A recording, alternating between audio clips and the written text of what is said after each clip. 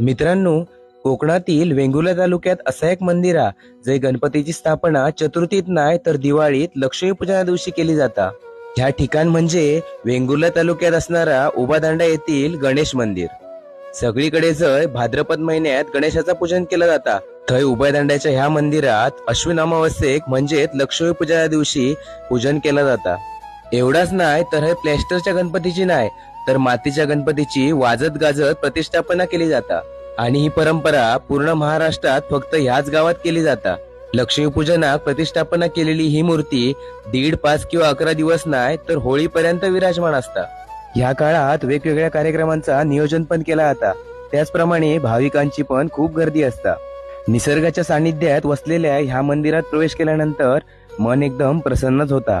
लक्ष्मीपूजना दिवशी स्थापित केलेली ही मूर्ती होळीच्या दिवशी विसर्जन केली जाता आणि पुढच्या वर्षीपर्यंत ह्या मंदिरात गणेशाची प्रतिमा पूजन केली जाता। उभादांड्याच्या मंदिरात जपली जाणारी ही परंपरा शेकडो वर्षापासून चालू आहे। जर तुमका पण या गणपतीचं दर्शन घ्यायचं असाल तर वेंगुर्ल्यातील उभादांडा येथील ह्या गणपतीच्या मंदिरात नक्की भेट द्या।